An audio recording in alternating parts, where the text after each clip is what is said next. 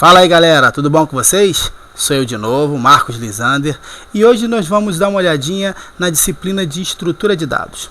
Tá? Vamos fazer alguns vídeos para estrutura de dados e a nossa intenção é estar tirando algumas dúvidas, então nem tudo que tem na matéria obviamente a gente vai cobrir, tá bom? Então, o que é a disciplina de estrutura de dados para começo de conversa?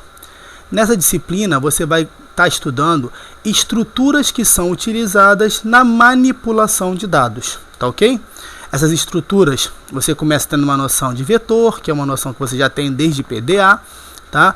E as estruturas que são utilizadas com base em vetores, tá? Para você poder trabalhar com elas, que são as filas, as pilhas, as listas, os decks, tá? E depois você vai dar uma olhadinha na questão de lista encadeada, que vai falar de ponteiros, tá? E com relação também a estruturas de árvores, ok? Então, hoje nós vamos falar aqui nesse vídeo, né,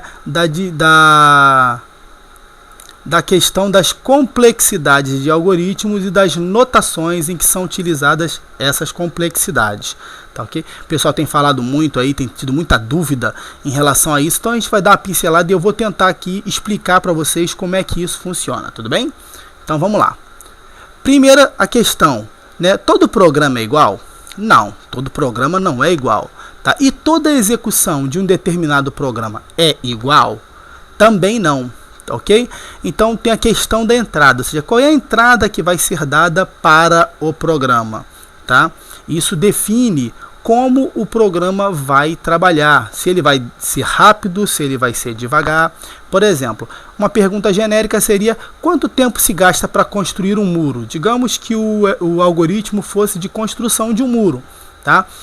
Todo muro que a gente vai construir, ele vai ter o mesmo tempo de feitura? Não vai. Vai depender o quê? Vai depender de quantas pessoas estão trabalhando para construir aquele muro, da altura do muro, do comprimento do muro, enfim, vai depender de uma série de fatores que nós chamamos de entrada. As entradas que são dadas para o programa poder executar e dizer, bom, então vai demorar tanto tempo, ok?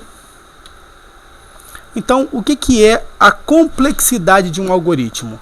Tá? É o número de passos que um algoritmo fará para resolver uma determinada tarefa. Mas número de passos de quê? É número de linhas de programa? Um algoritmo tem 1000 linhas de programa, então ele vai levar 1000 passos? Não é bem assim, tá? Esse número de passos é de uma operação determinante, da operação a gente chama de operação dominante. O que é uma operação dominante para você entender?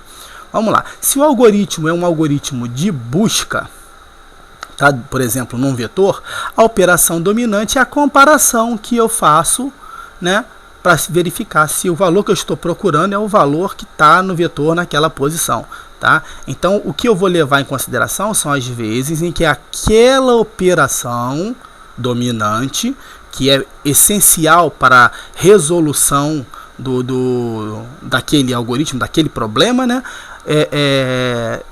quantas vezes aquela operação dominante é feita. E isso é traduzido no número de passos e é determinado a complexidade dele, ok? E nós temos 3 tipos de complexidade. Quais são os 3 tipos de complexidade? A complexidade de melhor caso. A complexidade de melhor caso é aquela que é dada quando a entrada é a mais favorável possível, ou seja, que produz o menor número de passos da operação dominante. Então, se eu der uma entrada tal que o número de passos vai ser o mínimo possível, esse aí é o melhor caso daquele algoritmo. Vamos fazer uma comparação com aquele muro? Vamos lá, vamos fazer. Então, ou seja, quanto menor for o muro, mais rápido eu vou fazer o muro, certo? A área do muro, vamos supor, quanto mais baixo ele for, quanto mais curto ele for, seria o melhor caso daquele muro. Ou se eu tenho mais trabalhadores fazendo aquele muro, seria o melhor caso daquele problema, né? De construir o muro mais rápido, com menos passos possível. E qual é o pior caso? Qual é o pior caso? É a entrada menos favorável, que produz o maior número de passos. É como se você tivesse um único rapaz trabalhando para construir, por exemplo, a muralha da China. Ok? É o pior caso, é a entrada que vai demorar mais tempo, e conforme a gente for trazendo alguns exemplos, você vai entender o que é o melhor caso, o que é o pior caso. Já o caso médio é um caso que mais se aproxima da realidade, tá? Porque ele depende de conhecimentos estatísticos acerca do problema que aquele algoritmo se propõe a resolver. Que tipo de conhecimento estatístico? Seria assim: qual é a probabilidade dessa entrada ser tal?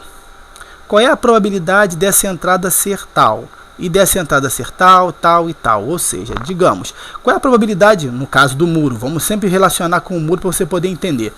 No caso do muro, qual é a probabilidade de eu ter apenas um cara trabalhando no muro?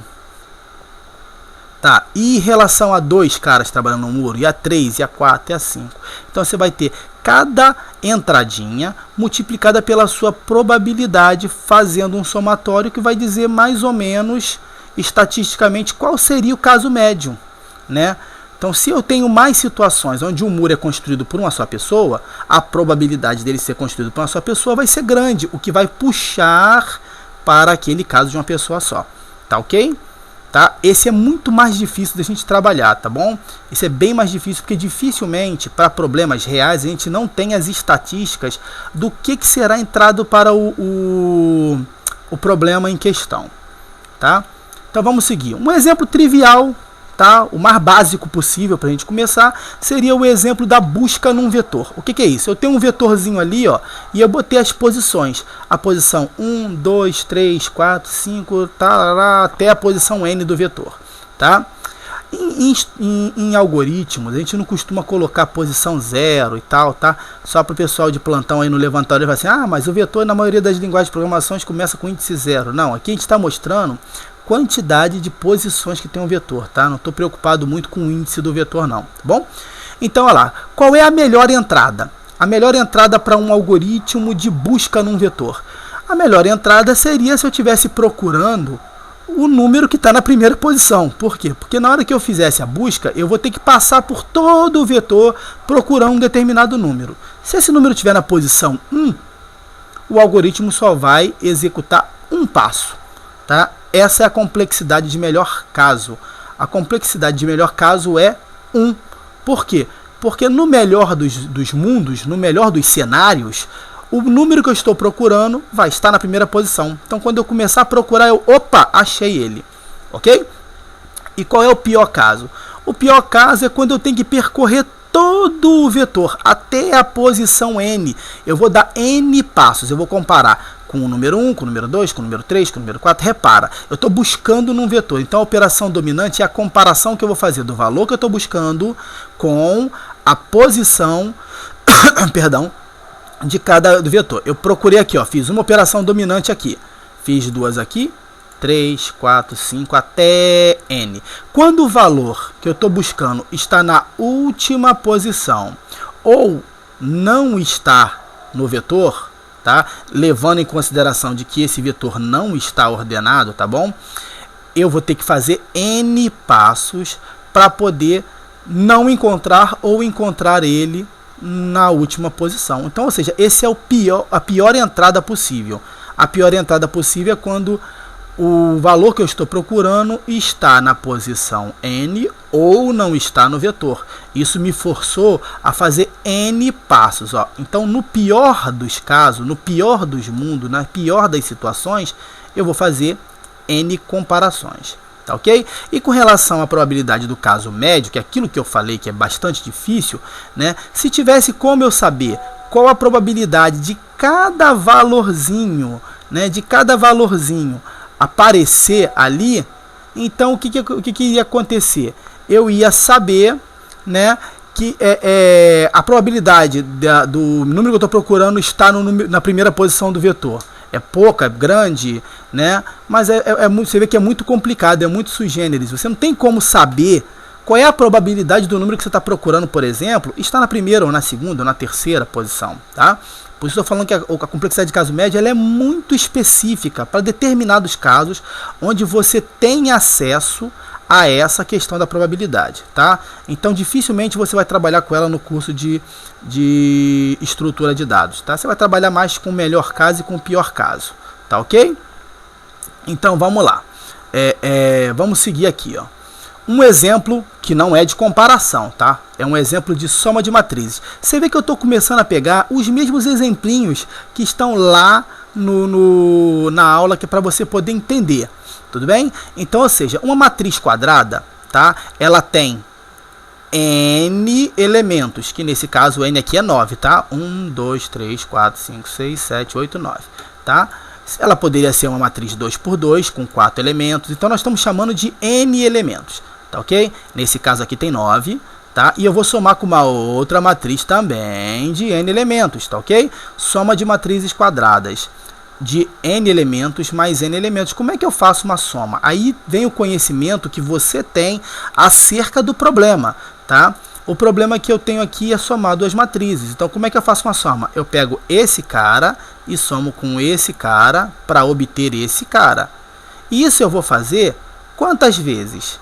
Eu vou fazer isso para cada posiçãozinha, tá? Aqui eu tenho n posições, só que a matriz quadrada de ordem n, no caso é 3, tá bom? Eu falei n igual a 9, mas na verdade são 9 elementos, mas a matriz é de ordem n, ou seja, 3 linhas com 3 colunas, tá? Eu tenho 9 elementos, mas eu tenho, o elemento aqui é n, ok? Então, ou seja, eu vou pegar cada elemento de linha e vou somar com o elemento de linha coluna correspondente para obter o mesmo elemento de linha e coluna da outra posição. Então aqui eu tenho uma estrutura de repetição que vai rodar n vezes, e para cada estrutura de repetição dessa, eu tenho uma outra estrutura de repetição que vai rodar também n vezes, e vai rodar uma operação que é a operação determinante, tá ok? Por que é a operação, dominante? Por que é a operação dominante? Porque o algoritmo é de soma de matrizes quadradas. Então o problema é somar as matrizes. Então a operação é uma operação de soma, tá ok? Então, para a linha 1, coluna 1, eu vou rodar aqui, para a linha 1, eu vou rodar quantas vezes? Coluna 1, coluna 2 e coluna 3. Para a linha 2 também. Para a linha 3 também, ok? Coluna 1, coluna 2, coluna 3. Então, eu estou rodando n vezes n vezes. Para cada um desse aqui, eu vou rodar n vezes esse cara aqui, tá ok? Aqui eu tenho um laço de para que vai rodar isso aqui dentro desse laço. Então, para i igual a 1, ele vai rodar n vezes. Para i igual a 2, ele vai rodar n vezes. Para i igual a 3, ele vai rodar n vezes. Para i igual a 4, até para i igual a n. Então, ele vai rodar n vezes n vezes essa operação dominante. Por isso que a complexidade de pior caso é igual a de melhor caso, que é igual a n2. Espera aí, Marcos, não entendi por que a complexidade de pior caso é igual à complexidade de melhor caso. Num caso específico da soma de matrizes, eu não tenho como somar duas matrizes sem somar item a item, tá? Eu não tenho como. Então, ou seja, a entrada é única, seja ela qualquer entrada, ela é a melhor e é a pior, porque não tem como, diferentemente do caso da busca, onde eu tinha situações onde o algoritmo podia rodar menos vezes ou mais vezes, na soma eu não tenho isso, tá? Se eu tenho uma matriz de n, de ordem n, ou seja, tem n vezes n elementos, eu vou rodar ela n vezes, tá? Para poder somar item por item. Então não tem jeito, vai ser n ao quadrado, n vezes n, tá? Uma matriz de ordem 3, somada com uma matriz de ordem 3, vai ter 9 passos, n ao quadrado, para somar cada um dos 9 elementos da matriz, ok? Não tem como fugir disso. Muito bem? Então vamos lá, vamos partir para mais uma, tá? Que seria o produto de matrizes quadradas, tá? Mais uma vez, você tem que ter o que? O conhecimento do problema a ser resolvido antes de poder resolver ou determinar até qual é a complexidade dele, tá bom? Então, como é que eu faço? Lá na matemática, não tem nada a ver com estrutura de dados. Como é que eu faço para fazer um produto de matrizes, tá? Eu faço a multiplicação dessa linha por essa coluna para conseguir esse camarada, ok? Aí eu faço depois a multiplicação dessa linha por essa coluna para obter esse cara. E faço a multiplicação dessa linha por essa coluna para obter esse cara. E vou fazendo assim até fazer a matriz. Mas repara que, olha só, quando eu faço essa multiplicação aqui, ó, por esse cara aqui, ó, tá?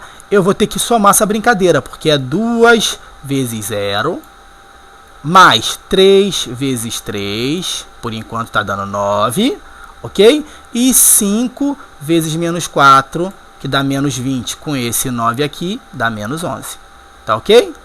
Então, uma vez que eu conheço o problema, o que eu vou fazer? Para cada linha, eu vou percorrer cada coluna, tá? E vou efetuar uma soma, tá? Então, são 3 loops, ó. Um loop dentro de um loop, para determinar qual linha com qual coluna que eu estou fazendo. Um loop determina qual é a linha, que é esse primeiro para aqui. Esse segundo para o J vai determinar com qual coluna, porque você lembra, eu fiz esse cara com esse cara, depois eu fiz a mesma linha, essa linha, com esse cara. Estou andando com J, ó, a mesma linha com esse aqui, ok? E dentro do J, dentro de cada J, ou seja, esse aqui com esse, eu vou fazer esse com esse, tá? Esse com esse. Por isso que eu estou fazendo aqui, ó, invertido, ó. Tá? O D na posição IJ é igual a quem? Ao A na posição IK, ou seja, na posição I dessa linha, tá? Com o K, com o ciclo que eu estou fazendo. E o outro eu vou pegar na posição BKJ, ou seja, pegando na coluna, ok? E aqui eu tenho 3 loops. Esse vai rodar N vezes, dentro desse vai rodar esse N vezes, e dentro desse vai rodar esse N vezes. Então tá. Para cada um desses J aqui, ó, eu vou rodar N vezes. N vezes N, N ao quadrado. Mas para cada um desse cara, eu vou rodar N vezes isso aqui. Então eu tenho N vezes N vezes N. Da mesma forma que a soma de matrizes, quando eu faço um produto, eu não tenho como escapar dessa regra. Isso aqui é uma regra matemática. Essa linha vezes essa coluna, um por um somando. Eu não tenho como escapar. Isso é uma regra matemática. É uma regra do problema. Ok? Então a complexidade de pior caso vai ser igual a de melhor caso, que vai ser igual a n ao cubo. Tá ok? Para esse algoritmo. Tá bom? Existem algoritmos de produto de matrizes que conseguem fazer em menos passos, mas eu estou falando a complexidade desse algoritmo que está aqui na tela, ok? Então vamos seguir. Então, ou seja, mas é sempre assim? Não. Por que não é assim? Porque um código de sistema, um programa, um algoritmo, ele é bem mais complexo do que uma única instrução, um único loop, né? Ele não é só isso, um programa. Tá? Na real, um programa que tem o início e o fim, tá? Ele tem muito mais coisas. Por exemplo, ele faz alguma coisa, aí depois ele entra num comando aqui, um para, que vai fazer, por exemplo, N vezes esse comando. E vamos dizer que esse comando aqui seria aquela operação determinante, tá? Aquela dominante lá. Tá? Então ele faz alguma coisa, depois ele entra nesse comando aqui e faz N vezes essa operação dominante. Aí faz mais alguma coisa, aí depois ele entra num outro loop aqui, ó, que seria o loop do L aqui, e dentro desse loop tem um loop do M, e ele vai fazer o que? N vezes esse comando. Então aqui eu teria mais um N2 aqui, ó, N ao quadrado. Tá? Aí faz outras coisas, quaisquer, e depois ele entra num loop triplo, ó, loop, loop e loop, ó.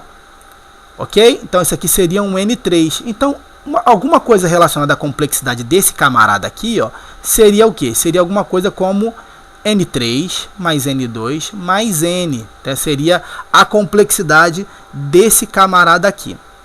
Ok? Mas e agora? É N3?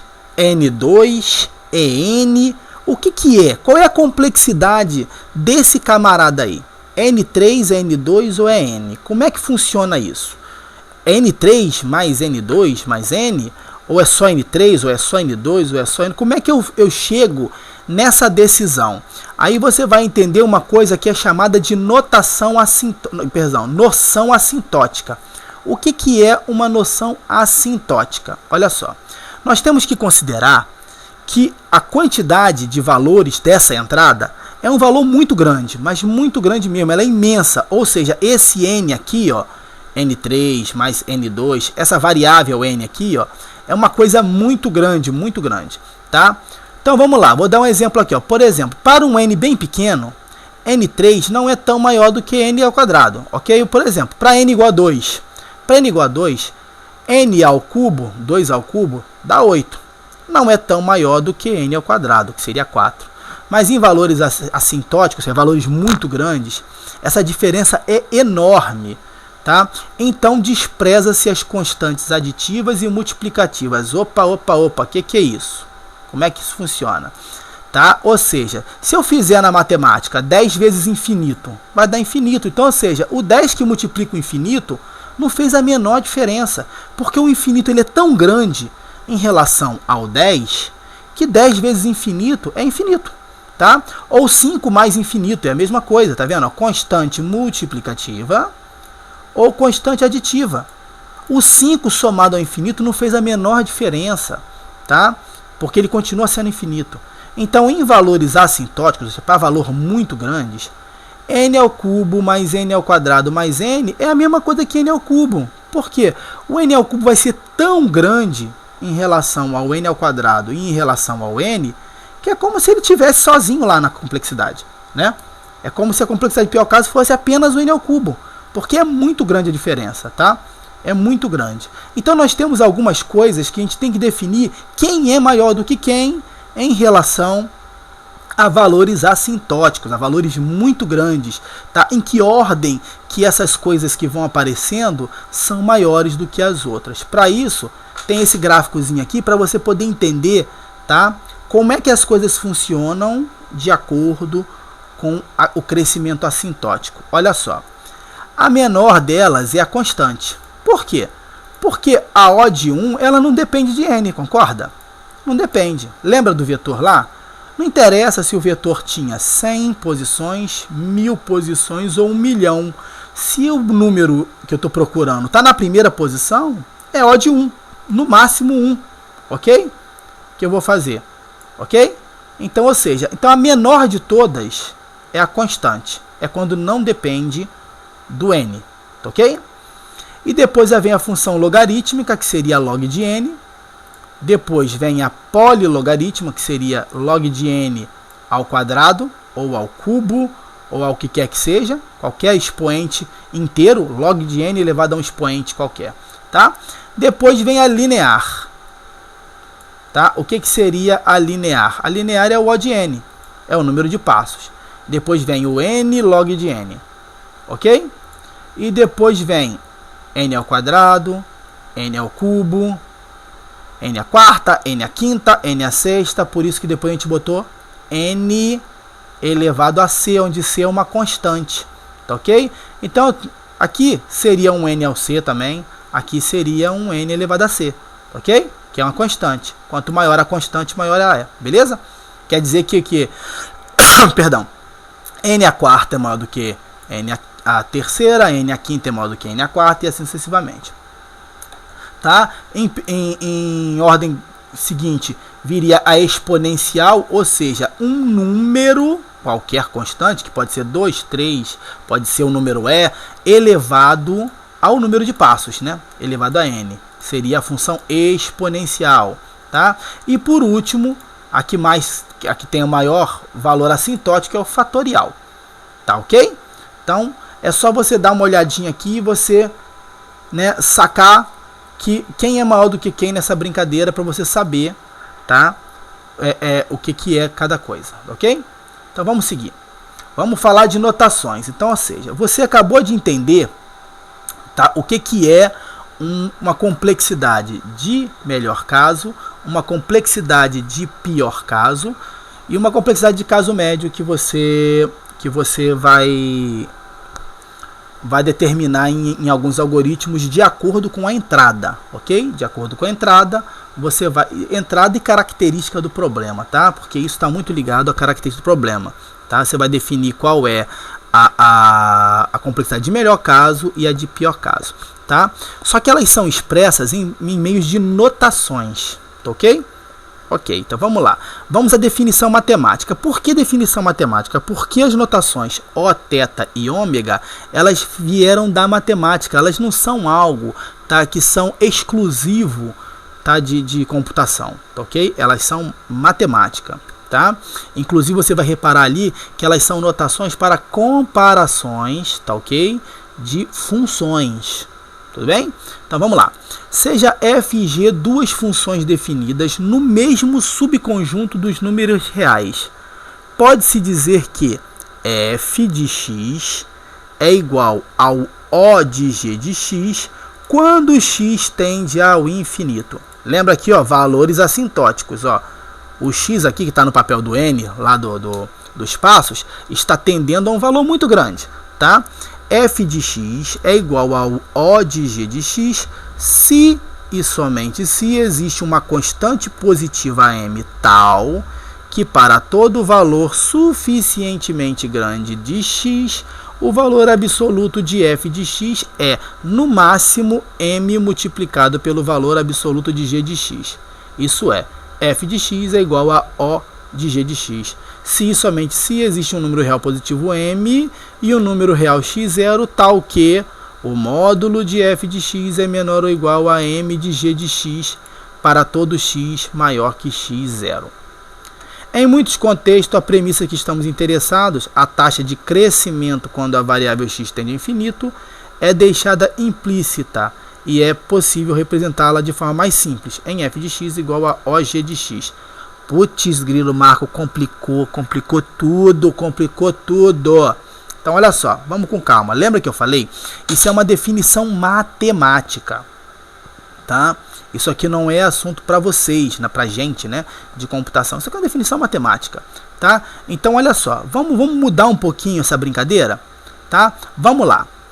Notação O. O que é a notação O? Ela define um limite superior ao que está sendo medido, tá? O que nós estamos vendo aqui atrás, ó, em relação às notações O, θ e ômega, eu mostrei apenas a definição matemática da notação O, tá? A θ e a ômega têm uma definição também similar, tá? Mas se você está reparando aqui, ó, ele fala de uma constante, tá? De tal forma que o valor absoluto de f é no máximo, então ele define um limite superior, tá? A notação O define um limite superior ao que está sendo medido, ok? Tá? Guarda isso aí. E a notação θ, ela define um limite justo, ou seja, mais próximo à realidade, tá ok? E a notação ômega define um limite inferior, mínimo. Repara só, cuidado quando você pesquisar na internet sobre notação O, notação θ e notação ômega, que a pessoa tem aquela tendência, inclusive, infelizmente o nosso professor faz isso na aula, tá? Ele dá a entender, ele não diz, mas ele dá a entender que a notação O, eu já vi pessoas dizendo isso, tá?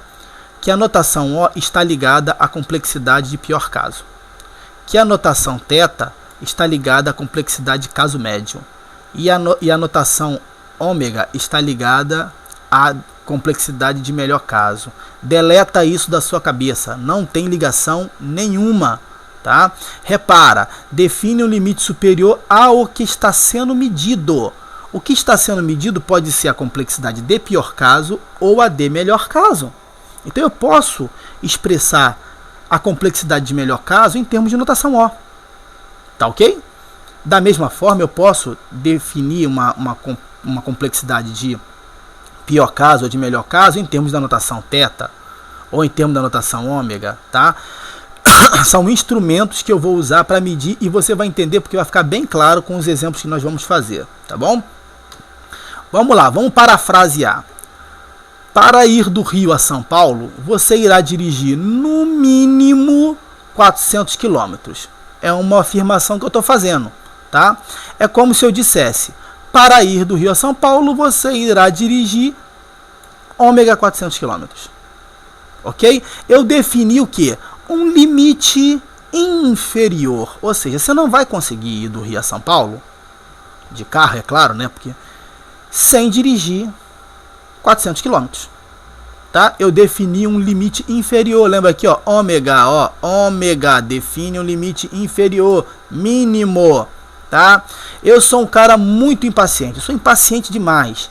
Eu consigo ouvir no máximo 5 besteiras antes de explodir, ou seja, eu consigo ouvir O de 5 besteiras, ok? No máximo, definir um limite superior, no máximo 5 besteiras, O 5 besteiras. Ou eu posso fazer um limite justo, ou seja, exatamente Para fazer um bolo bem consistente, você precisa usar exatamente 3 ovos, ou seja, usou mais, deu ruim, usou menos, deu ruim também, tá ok? Então, ou seja, você vai usar teta 3 ovos, tá ok? Tá beleza? Pera aí, como é que é isso? É isso aí, ó, vamos lá. Notação, ó, me chame de no máximo. Quando você vê escrito O de alguma coisa, leia no máximo aquela coisa.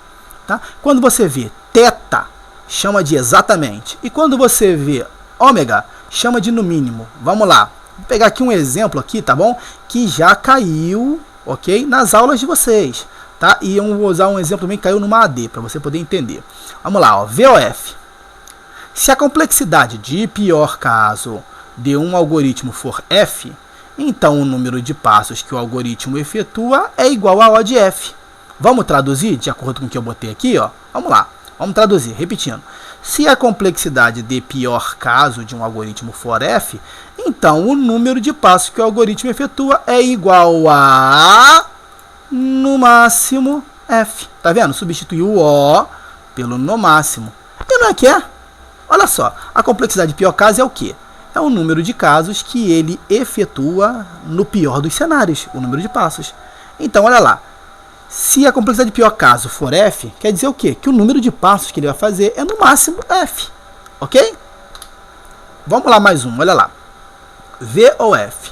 Se a complexidade de pior caso de um algoritmo for θ n ao quadrado, então o melhor caso desse algoritmo é O de n ao quadrado. Repara, isso aqui destrói aquilo que eu falei, tá? Que a complexidade que a notação O estaria ligada à complexidade de pior caso. Lembra que eu falei que alguns autores colocam, e inclusive o próprio professor deixa entender? Isso aqui foi uma questão de AD, tá ok? Se a complexidade de pior caso for exatamente n ao quadrado, então o melhor caso desse algoritmo é no máximo n ao quadrado. Pô, isso é óbvio. Por quê? Porque o melhor caso nunca vai ser pior do que o pior caso. Então, ele pode ser até igual, como nós vimos ali no caso da soma de matrizes e produto de matrizes. O melhor caso é igual ao pior caso, mas maior nunca vai ser, ok? Então, ou seja, se a complexidade de pior caso for θ, exatamente n ao quadrado, então o melhor caso desse algoritmo é, no máximo, O n ao quadrado. Perfeito? VOF. Seja P um problema com limite inferior n log de n. Se um algoritmo resolve P em tempo ômega n log de n, então esse algoritmo é ótimo. Vamos dar um pulo aqui para você entender o que é um algoritmo ótimo? Um algoritmo ótimo é aquele algoritmo que resolve um problema usando, no máximo, o número de passos usuais para resolver o problema. Ou seja, o P, está dizendo que o P é um problema, não é um algoritmo, tá? O P é um problema com limite inferior n log de n. Ou seja, não tem como resolver esse problema P com menos passos do que n log de n. Tá? É o limite inferior do problema. Lembra que eu falei com relação à soma de matrizes? Não tem como eu fazer uma soma de matrizes sem somar cada um dos itens da matriz. Não tem como. É o limite do problema. Tá ok? Que acaba sendo o inferior e o superior. Tá ok? Tá? Então, se um algoritmo resolve P em tempo no mínimo n log de n, então esse algoritmo é ótimo? Não. Para que ele fosse ótimo, ele teria que resolver P no máximo em n log de n, não no mínimo.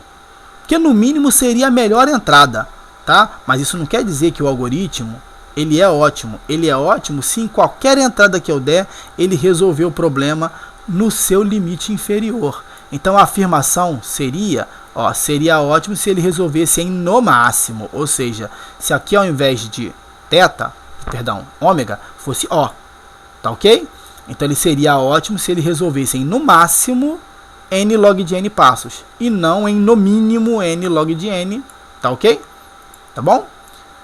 Então acho que ficou bem claro essa questão de como você determina uma complexidade e como você aplica as notações O, θ e ômega para definir essa complexidade, tá? Lembrando, tá? A complexidade depende do problema. Então, ao olhar para um determinado algoritmo, tá?